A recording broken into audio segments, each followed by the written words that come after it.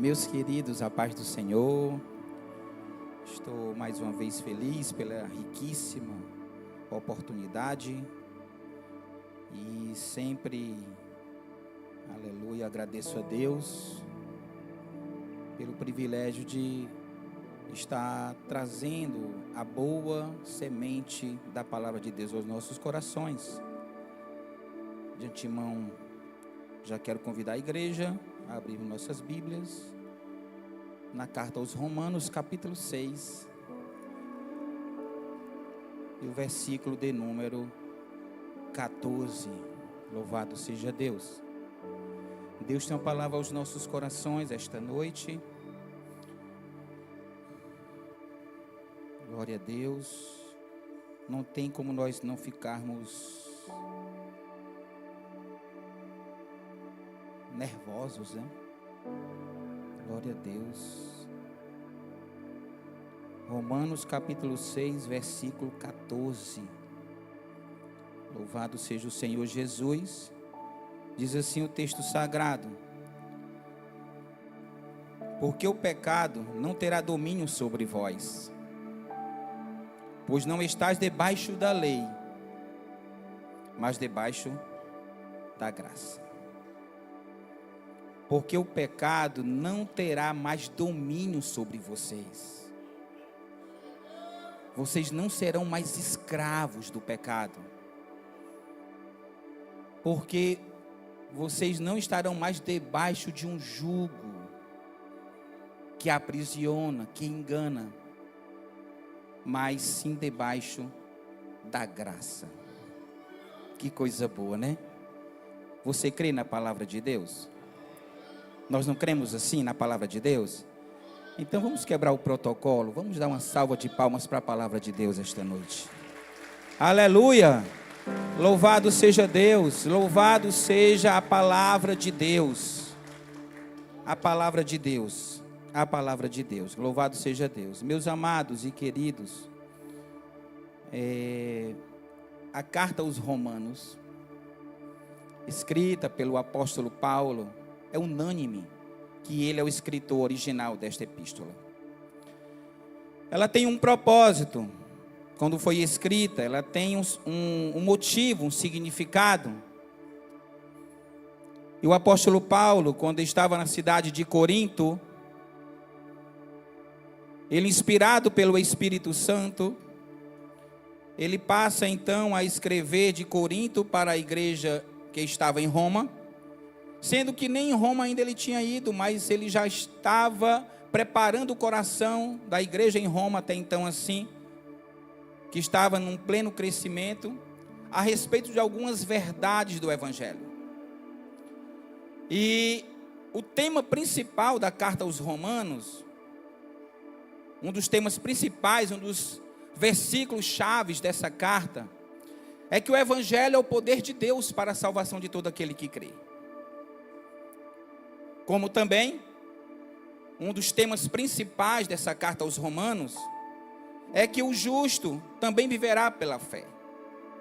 Baseada nessa inspiração, onde Deus sopra no coração de Paulo, ele escreve para os romanos. Então Deus dá um direcionamento ao apóstolo a respeito dessa temática desta carta. E Paulo, com muita sabedoria do Espírito Santo, ele apresenta aos romanos, ao destinatário, aqueles que estavam sendo destinados àquela carta. Essa carta não era apenas à igreja de Roma, mas é uma carta universal para todos nós, que trata a respeito da tão bendita salvação mediante a fé e justificação por meio de Jesus Cristo. Mas antes disso, Paulo ele traz um panorama do estado em que o ser humano se encontra. Não é Paulo, mas Deus revela o estado deplorável da alma e do ser humano. Então Deus faz um raio-x daquilo que estava no coração de toda a humanidade e orienta Paulo. Paulo escreve desta forma, apresenta aí, detalha como hoje eu vejo a humanidade, como eu faço e sondo os corações da humanidade. Então escreve aí, nesses capítulos, aquilo que eu estou sondando, o que eu vejo, o que eu, aleluia, consigo diagnosticar dentro do homem, que talvez os outros homens não consigam perceber, porque como já aprendemos diversas vezes na escola bíblica, já fazendo marketing aqui, venha para a escola bíblica, como aprendemos várias vezes na escola bíblica, de que nós temos um homem interior, e este homem interior, que é composto pela alma e o espírito, nós não conseguimos ver, mas ele se manifesta de uma forma exterior pelo nosso comportamento, as nossas ações. Então, Deus abre o seu consultório e apresenta o diagnóstico da raça humana, até então. E aí vai apresentar, no capítulo 2 da carta aos Romanos, um diagnóstico perfeito. Deus faz uma incisão perfeita na alma. E Ele vai apresentar que para todos os homens era indesculpável, não havia desculpa para nenhum homem, porque todos, absolutamente todos os homens, não tinham mais desculpa, Diácono Francisco, porque todos deveriam conhecer a Deus. Todos os homens, não há mais desculpas. O conhecimento de Deus, a sua bondade, o seu eterno poder, estava sendo manifesto de uma forma clara, palpável, visível, através de tudo que foi criado. Não adianta o homem fugir, se enganar, apresentar uma filosofia de que resistente à criação de Deus e a tudo aquilo que Ele criou, porque tudo que foi criado, os céus e a terra, o mar e tudo que nele há, demonstram que Deus Ele é real, que Deus Ele existe, e que todos nós, não há desculpas, é inexcusável. Deus não tem ninguém por inocente em dizer: eu não te conhecia, eu nunca ouvi falar, eu não sabia que tu existias. Porque dentro do ser humano, todos nós temos um espírito, e esse espírito tem parte com a divindade, porque Deus sopra nas narinas de Adão. Então o fôlego de vida, a vida que nós temos, é proveniente de Deus. Então é indesculpável, não tem desculpas, porque todos pecaram. Todos pecaram e afastados, destituídos, longe estão da glória de Deus. Estão da glória de Deus. Estão longe da sua presença. Estão longe dos seus planos.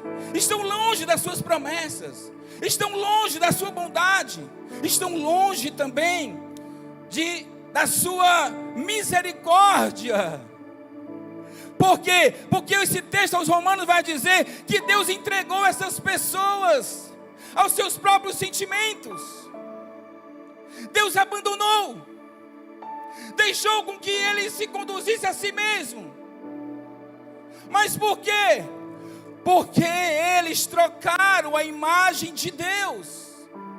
Eles substituíram Deus na sua vida pelos seus próprios prazeres, pela idolatria, pelos prazeres da vida.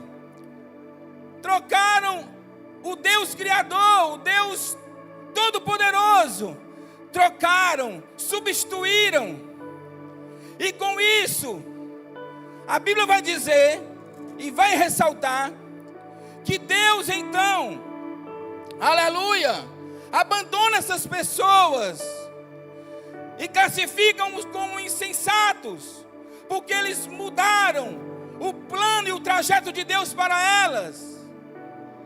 Ao invés de amarem o Criador, amaram a criatura, os prazeres da vida, a luxúria, os ciúmes, a cobiça,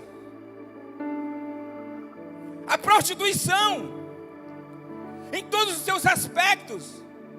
Porque a palavra prostituição, no grego é porneia, todo pecado sexual ilícito, que traz prazer à carne, mas não satisfaz a alma e nem a vontade de Deus. Prazeres escusos, assassinatos, homicídios, feitiçaria, abandonaram a Deus pelos seus atos, os seus comportamentos, negaram a sua existência, mesmo sabendo que Ele existe, mas fazem de conta como se Ele não fosse nada. Proferem com as palavras, mas não vivem intensamente, aleluia, a fé neste Deus que dizem que creem. Estão afastados de Deus, e Deus os abandonou. Estão lançados à própria sorte da natureza. Deus os abandonou. Estão à própria sorte, minguando a própria sorte, ao seu próprio destino, sem condução, sem direcionamento divino, sem proteção angelical, sem sabedoria do alto. Estão andando na própria sorte. Por quê?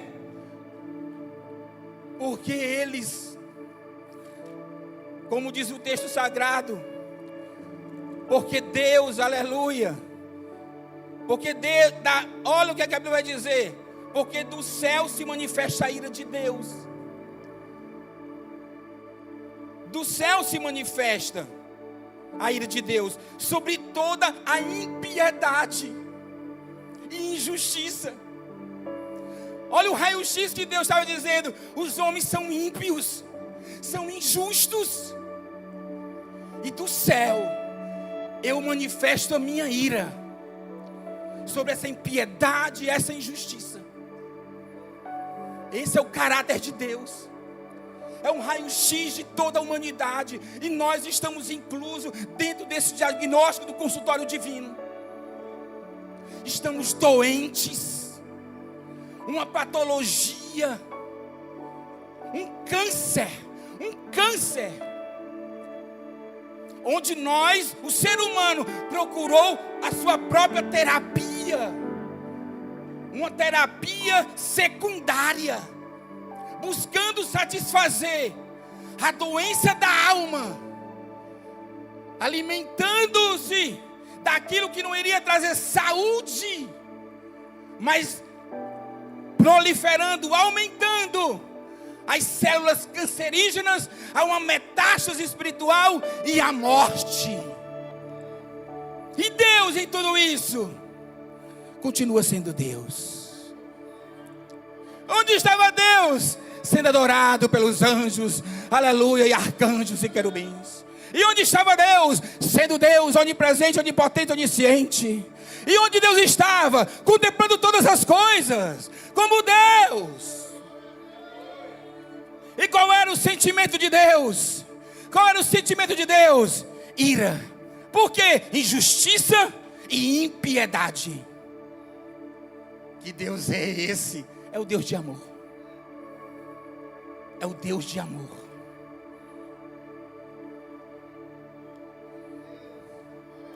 É o Deus de amor.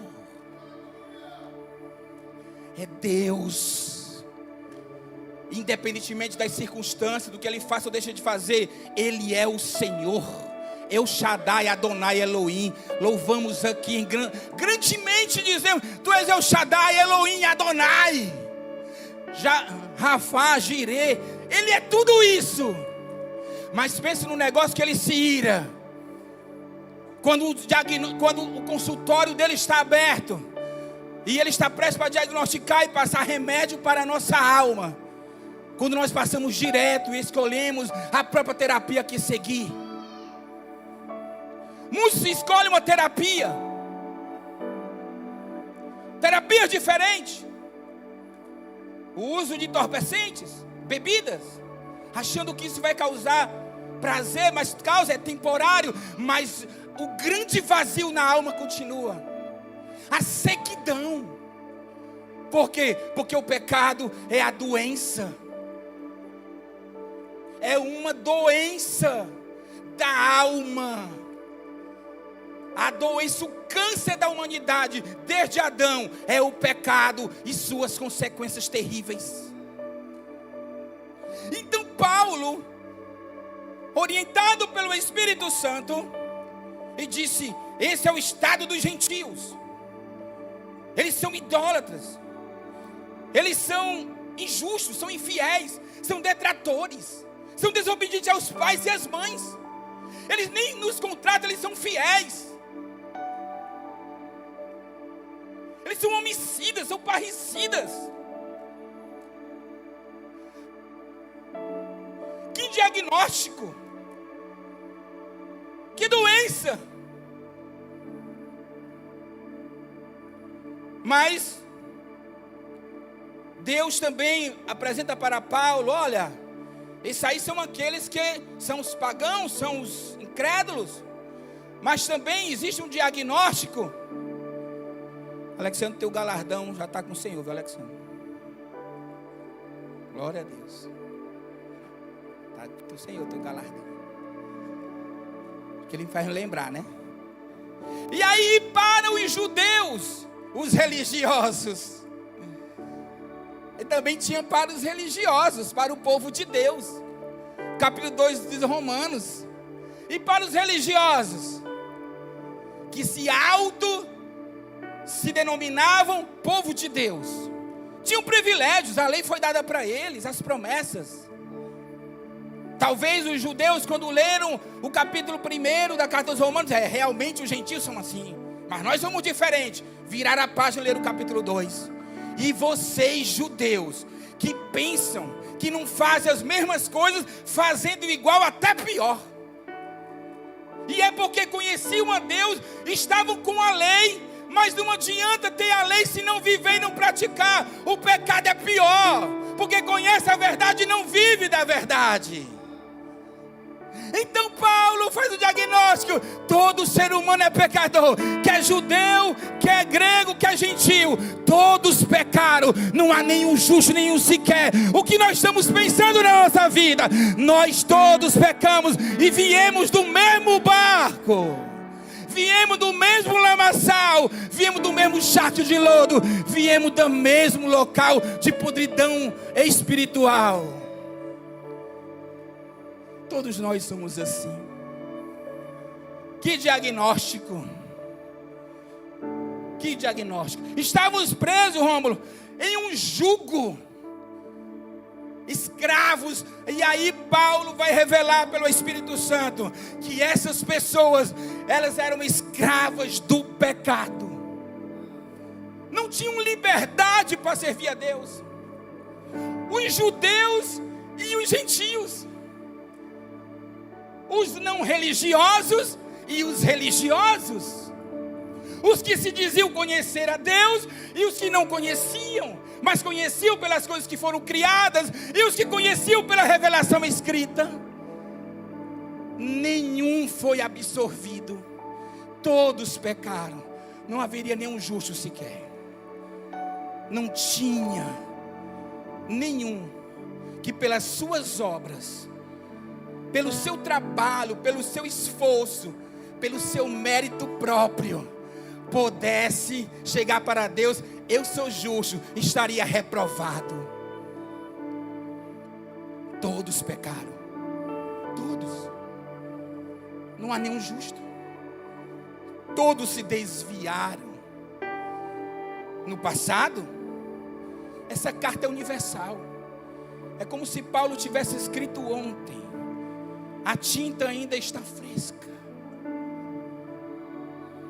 cheirinho ainda do papiro, e nós estamos lendo para as igrejas. Quem somos nós? Esses que, os proclamadores do Evangelho. todos pecaram.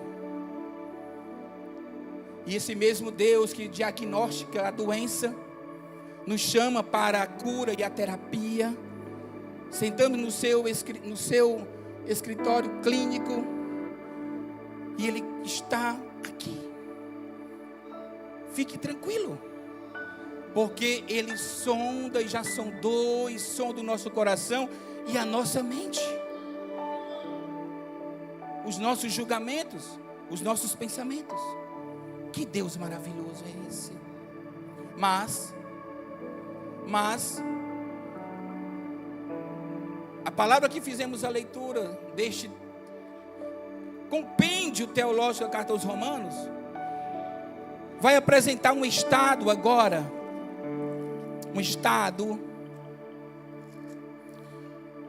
capítulo 6, o versículo 14. Porque o pecado não terá mais domínio sobre vós. O plano de Deus agora, o plano de Deus é que todos os homens passassem agora a ter conhecimento de uma verdade, não há outra verdade, Bruninho, de uma verdade. E não só apenas o conhecimento científico, mas o conhecimento prático. Porque para Deus não importa você ter o conhecimento se você não viver aquilo que você crê e que você conhece, colocando em prática. Teoria para Deus não tem muita finalidade, Ele quer a prática. Deus é muito operacional. Porque o pecado não terá mais domínio sobre vocês. Mas até que ponto essa revelação vai trazer para a nossa vida nesta noite? O pecado não terá mais domínio sobre vocês. Porque até então, nós temos duas vidas: antes de Cristo e depois de Cristo. Antes de Cristo era quando andávamos errantes como ovelhas, como se nós não tivéssemos um pastor. Andávamos segundo o nosso próprio entendimento, se estribando neles. Vivíamos segundo a nossa própria consciência, praticando os deleites da vida. Mas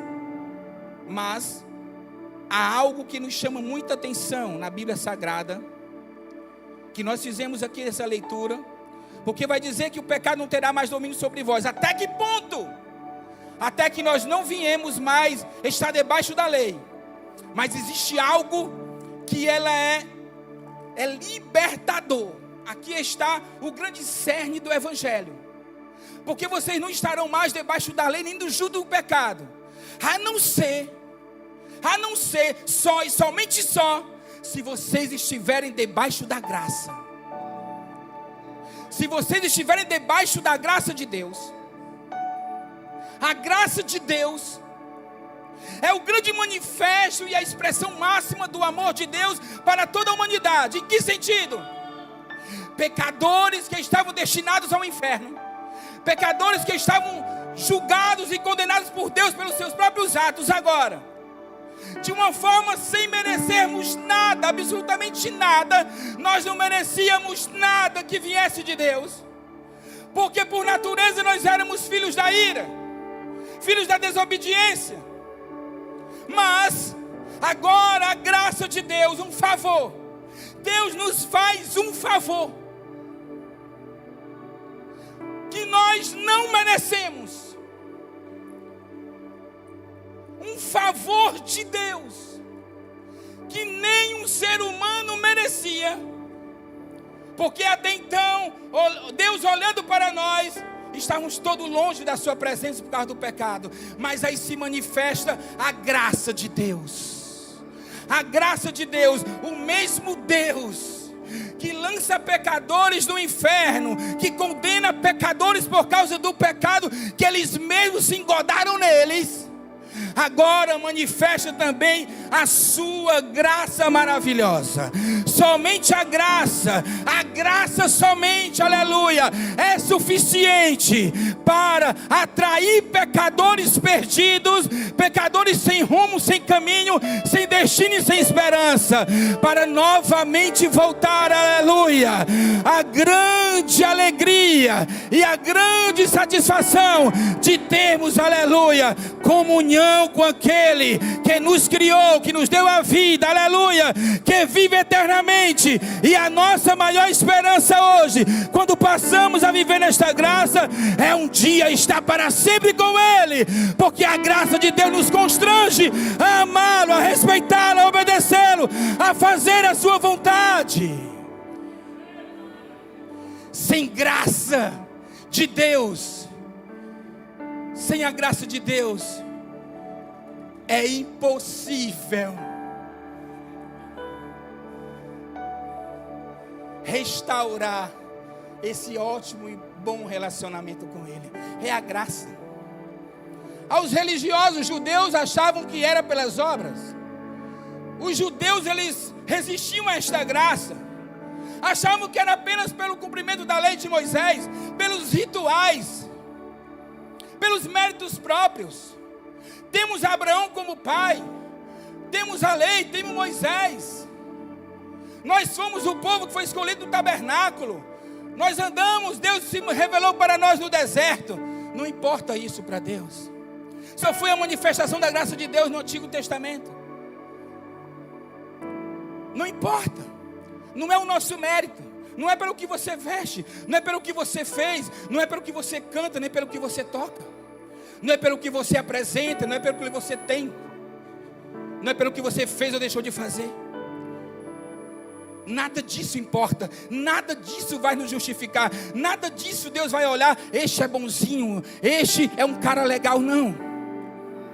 Se não for a graça de Deus, se não for um favor que nós não merecemos, porque nós não merecemos nada disso, mas a graça é movida pelo amor de Deus.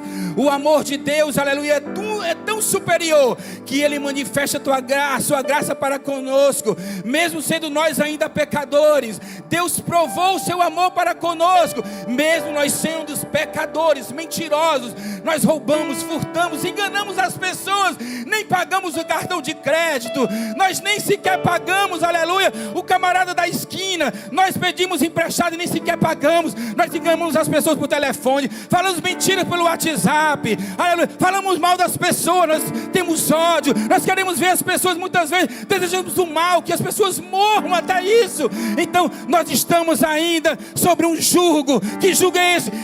Somos o jugo do pecado. O pecado oprime, o jugo é pesado, aleluia, e é expresso através das nossas atitudes. Mas nesta noite, aleluia, não sou eu, evangelista Cláudio Duarte, não, é a palavra de Deus. A palavra de Deus vai revelar. Olha, eu digo para vocês, o do pecado não terá mais domínio sobre vocês. Vocês não serão mais dominados pelo pecado, nem pelo pensamento de vocês, nem pela vontade da carne de vocês, se vocês estiverem debaixo da graça.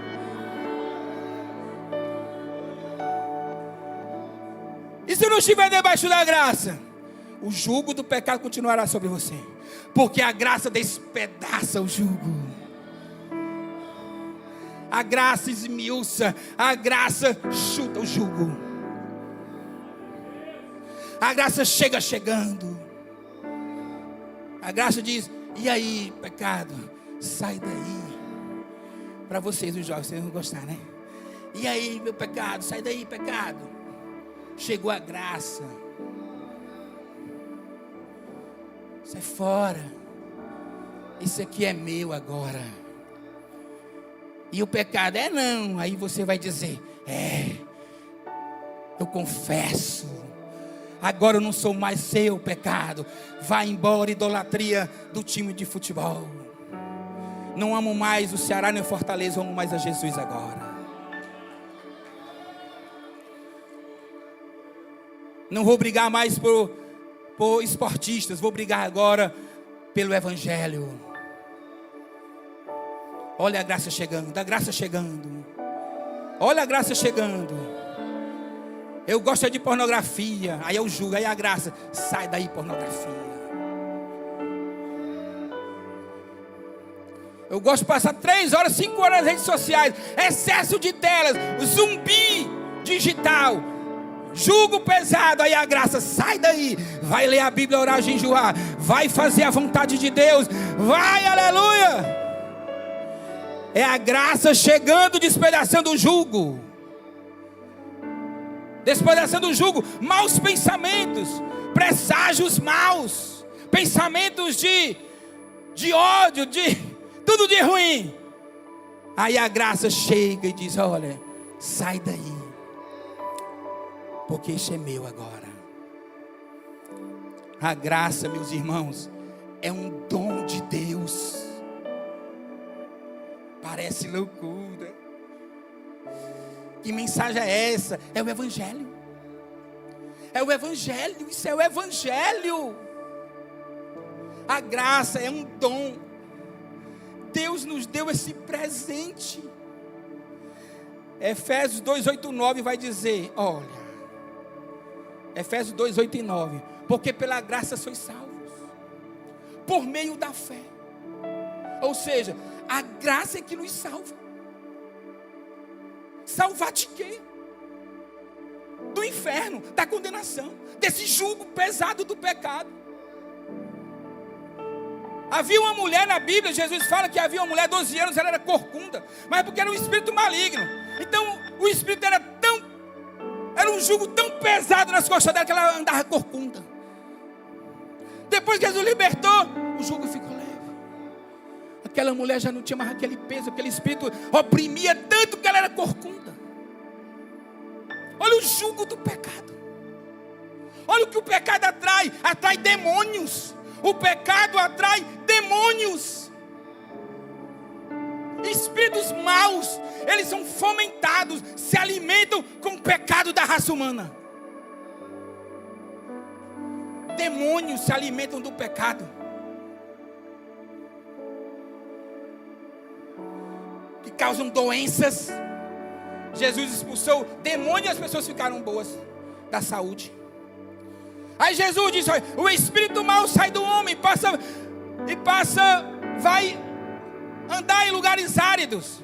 E depois toma uma decisão: voltarei para a minha antiga casa. E quando volta e encontra ela limpa, adornada, e diz: ei, meus amigos, vocês 7, venham comigo. Porque aquela casa que estava limpa, adornada, agora novamente está dando lugar para nós. Vamos aprisionar, vamos aproveitá-los, enquanto eles estão desobedecendo a Deus. Vamos agora oprimir, vamos colocar todo o mal, vamos levar eles a se afastarem de Deus, porque nós queremos que eles morram, se afastem de Cristo. E aí o pecado atrai demônios, os vícios atraem demônios, assim como a oração, a leitura da palavra. Uma vida consagrada atrai a presença de Deus e o Espírito Santo nos consolando. O pecado atrai demônios, que eles se alimentam disso, eles se beneficiam, porque Jesus veio desfazer estas obras do diabo. Às vezes não é só um pecado carnal, existe por trás algo espiritual. Algo espiritual. Mas a graça é um dom de Deus. É um presente que nós não merecemos. Banalizamos, achamos que é de qualquer forma. Não, isso eram os judeus que faziam isso. Os religiosos viviam assim. Até hoje eles rejeitaram a graça. Os maiores religiosos, a religião monoteísta, muito ortodoxos, os judeus, até hoje, milhares e milhões de judeus rejeitam essa graça. Então não adianta ser religioso, judeu, obedecer, fazer sacrifício, achando que estamos agradando a Deus, mas a graça quebra o jugo.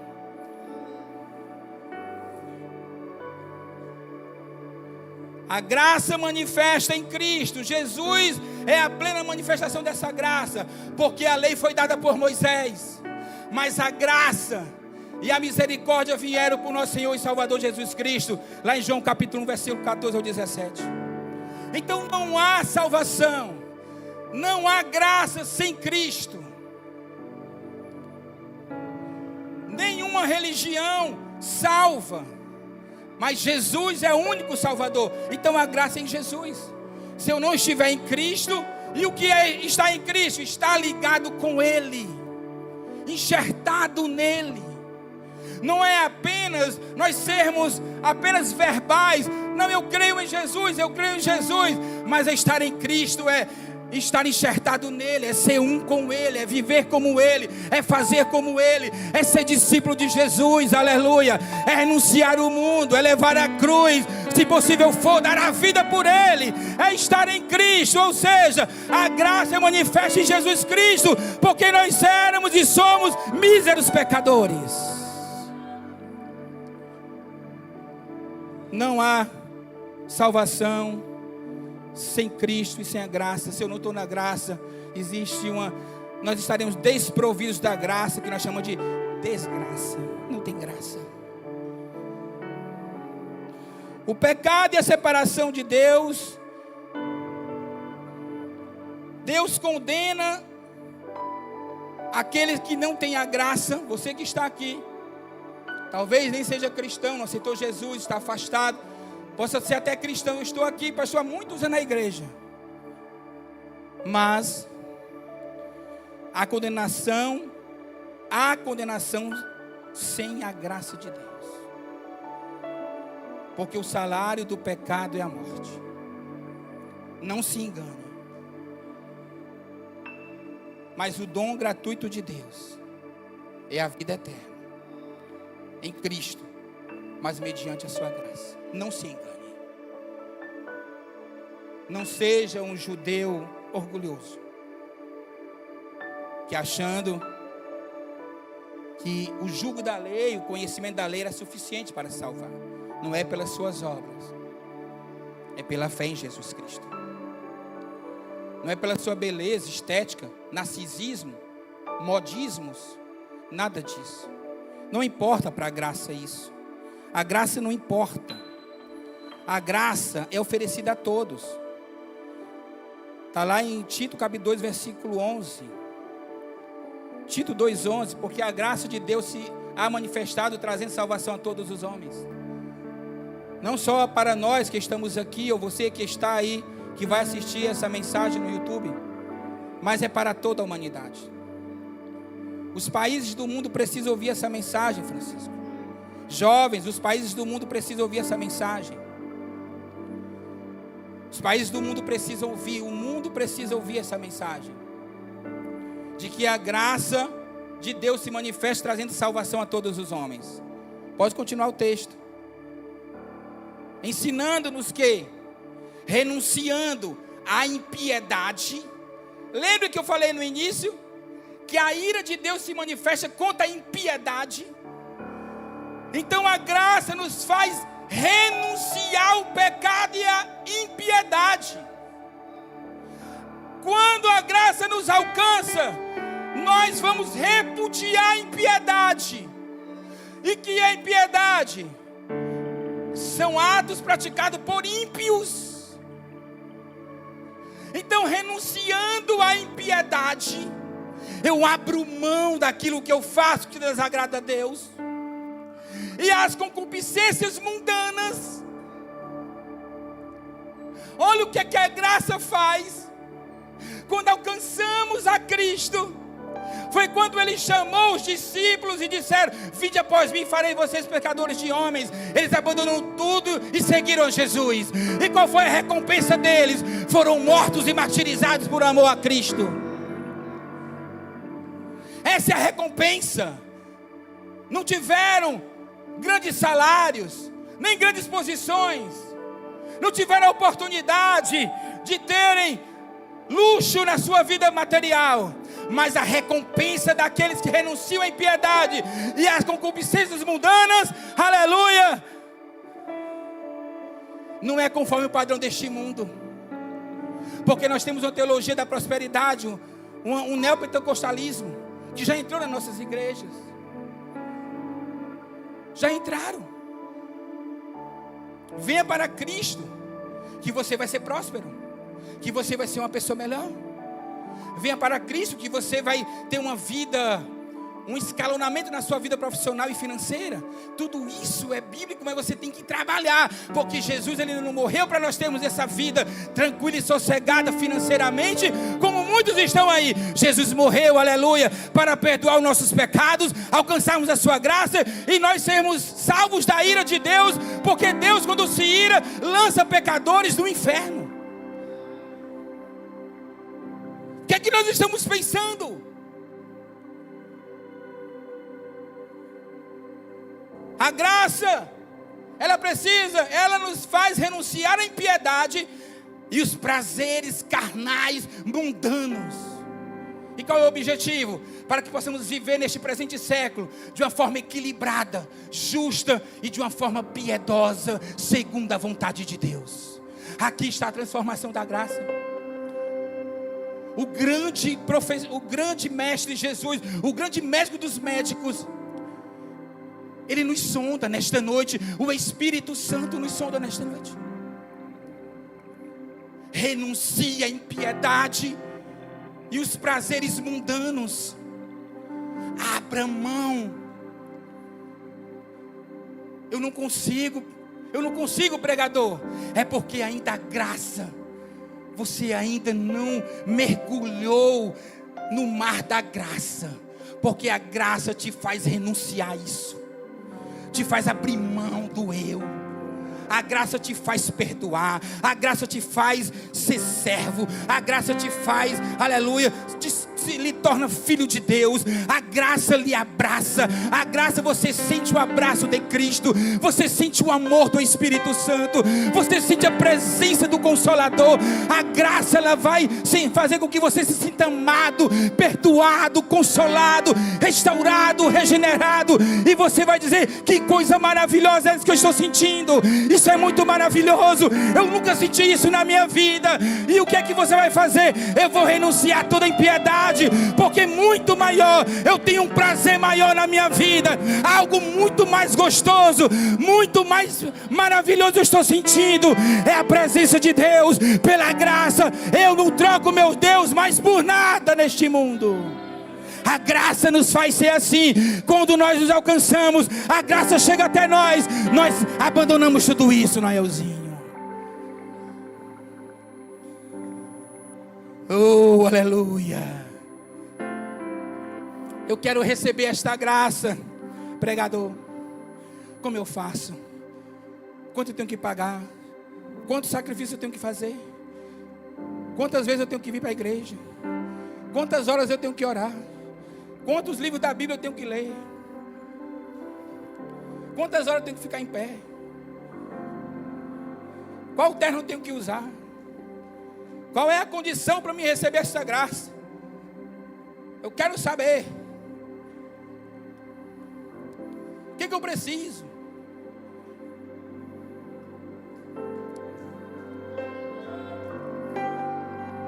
Apenas uma coisa. Olha aí, apenas uma coisa. Isso é graça demais, meu Deus. Deus, isso é muito amor. É muito amor. Apenas uma coisa te falta. Muitos dizem que tem, não sei. Mas a Bíblia vai dizer, Efésios 2:9. Bota aí novamente. Não vem das obras. É 8, por favor. É 8. Porque pela graça sois salvos, por meio da fé.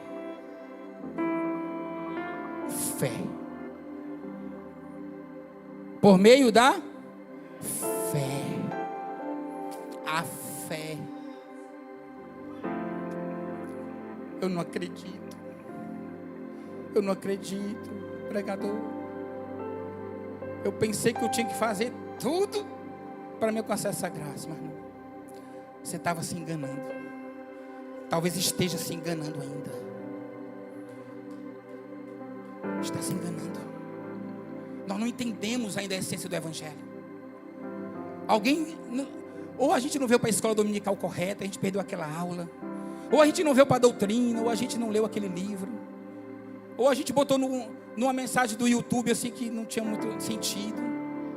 Porque ainda há anos, há 30, 40 anos, 50, tem pessoas enganadas há 50 anos, há 30 anos, há 40 anos, ainda não experimentaram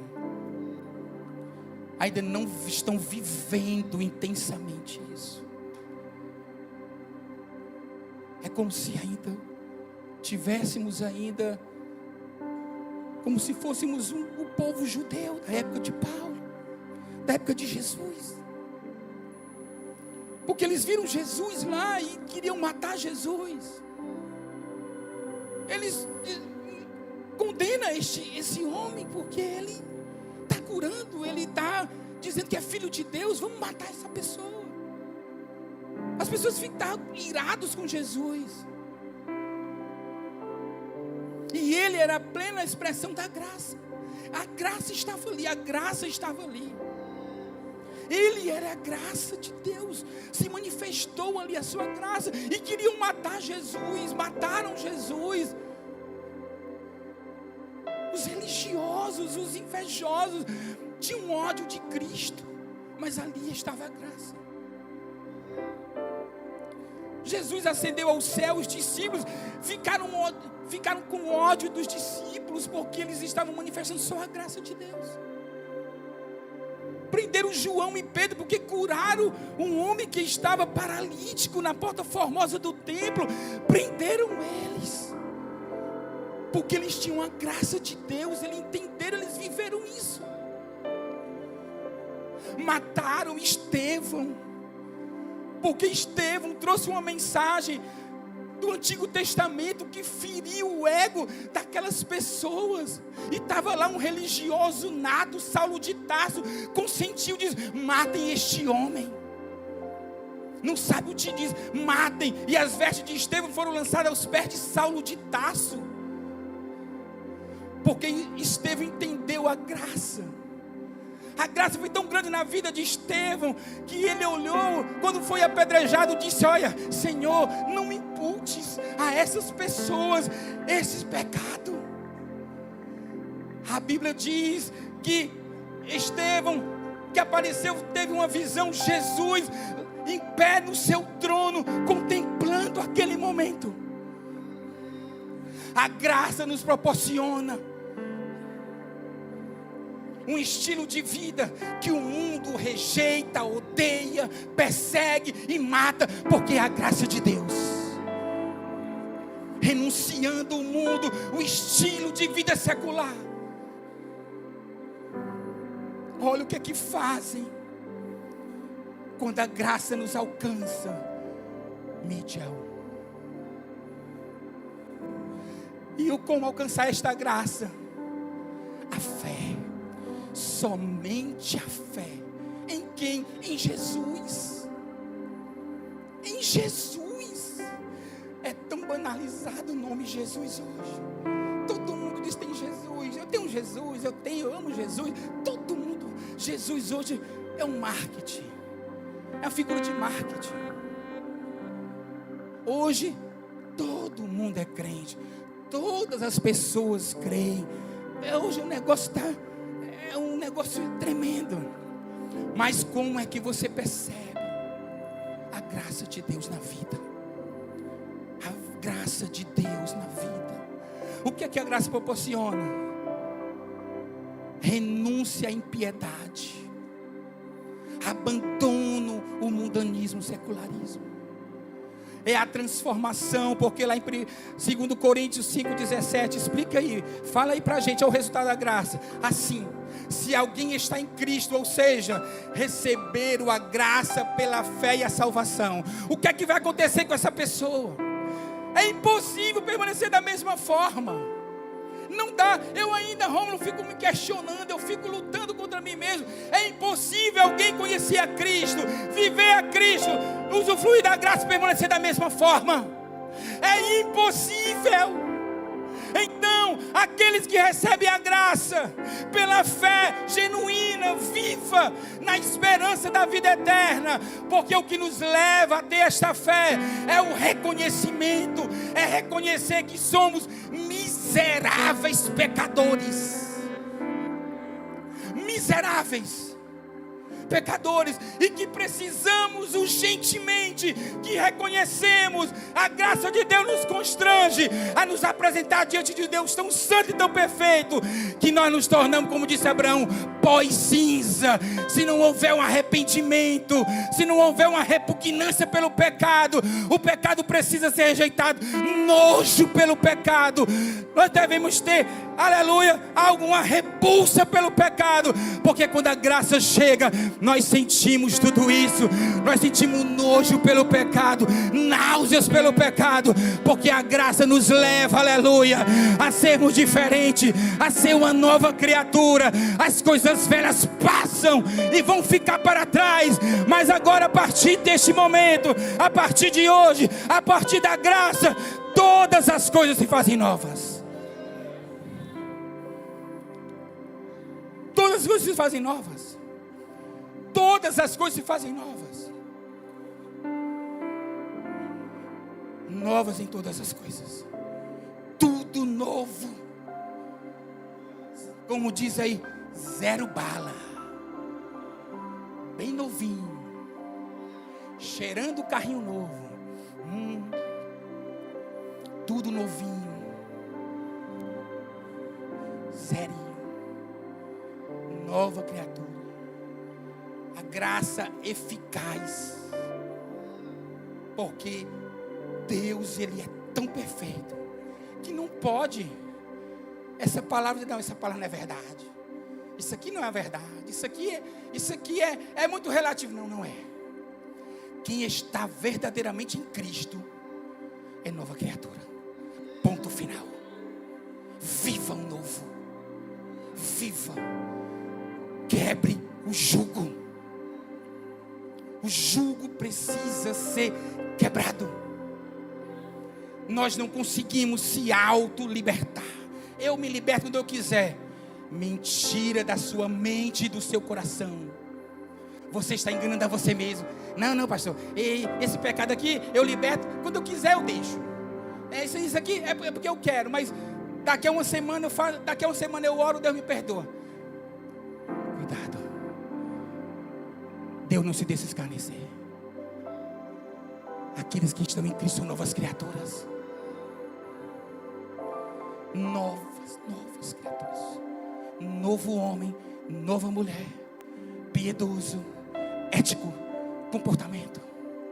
Tudo novo. Tudo novo. E para finalizar, a transformação pela graça.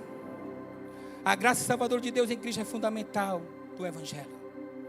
Talvez você diga, isso aí não é para mim. É para mim. Todos os dias a graça. Estamos disponíveis a ela. Pela fé em Jesus. Somente pela fé. E o que motiva ter esta fé? A palavra de Deus. E o que me faz tomar esta decisão? Arrependimento. Se arrependa dos seus pecados. Reconheça de uma forma inteligente e racional, lógica. Não precisa ir para uma terapia com um psicólogo, nem uma consulta com um psiquiatra para você tomar uma decisão de comprar algum ansiolítico, de seguir alguma terapia comportamental. Porque essas decisões que você toma diante desses profissionais são racionais. Então hoje,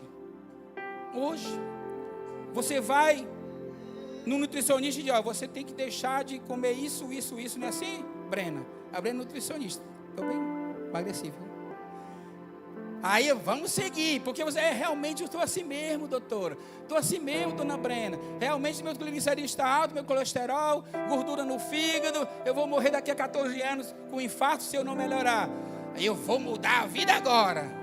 Aí corre, e não sei o que, e come, e vai não sei o que. Está tomando até umas injeções aí que estão tomando, que é um milagre, né? A gente toma uma decisão racional.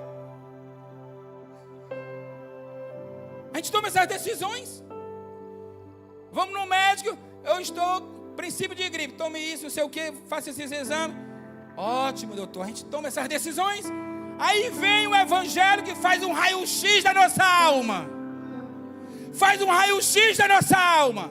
Mostra que estamos doentes na alma. O coração está cheio de pecado, cheio de rapina. E aí a única condição é: você precisa se arrepender dos seus pecados e viver uma nova vida, porque senão você vai morrer. Isso aí não quero não, porque a eternidade nós não temos dimensão da eternidade. Porque o salário do pecado é a morte. E nesta noite, aqui está o evangelho, a graça de Deus. Tome uma decisão. Não precisa você estar em transe, nem chorar, nem se emocionar. Eu não senti nada no meu coração. Não vai sentir. Entendimento. Eu não senti nenhuma dorzinha aqui. Se o Espírito Santo deu um empurrado. Não. Você é inteligente. Sabe o que está ali matando? É o pecado. É o pecado. E aí a receita de Jesus é: se arrependa dos seus pecados. Receba o perdão de Deus. E pela graça, mediante a fé, receba o Espírito Santo. E a partir de hoje, torne-se uma nova criatura. E qual é o remédio, a receita? Leia a palavra de Deus todos os dias. E ore todos os dias. E não falte nenhuma terapia espiritual. Que terapia é essa? Às terças-feiras, aos domingos, domingo pela manhã. Tenha disciplina na sua terapia espiritual com Jesus. Porque o médico dos médicos já está te dando o diagnóstico. Eu não quero, eu prefiro morrer do que servir a Jesus. Então vá para onde você quiser. Vá para onde... A decisão é sua. Mas eu digo para você esta noite, aleluia, como disse Jesus: eu sou o caminho, a verdade e a vida. Ninguém vem ao Pai se não for por mim. Como pregou o pastor Soares domingo passado: porfiai por entrar pela porta estreita, porque a porta é estreita mesmo. Não é fácil emagrecer, não é fácil ter disciplina para uma terapia, não é fácil, aleluia, você ter toda uma disciplina em relação ao tratamento. Quem disse? Jesus disse. Quem falou que Jesus falou que é fácil entrar no reino dos céus? Ele é tomado por esforço. É esforço humano, porque o maior sacrifício ele já pagou. O que é que você está pensando? Aleluia. Tome esta decisão inteligente e saia daqui convicto de que a graça de Deus, ela é transformadora.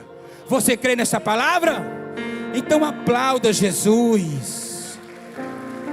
É o Evangelho da graça de Deus. Eu posso perguntar quem quer se arrepender dos seus pecados, receber Jesus de novo, pastor? Sem emoção, de uma forma bem racional. Alguém que está aqui, crente ou descrente, evangélico ou não, convertido ou não, deseja se arrepender dos seus pecados, quebrar o jugo, deixar de enganar você mesmo, deixar de odiar as pessoas, desejar o mal, daquilo que nós falamos, não falamos mais falar nada disso mais. Se você deseja, vamos ficar de pé, por favor.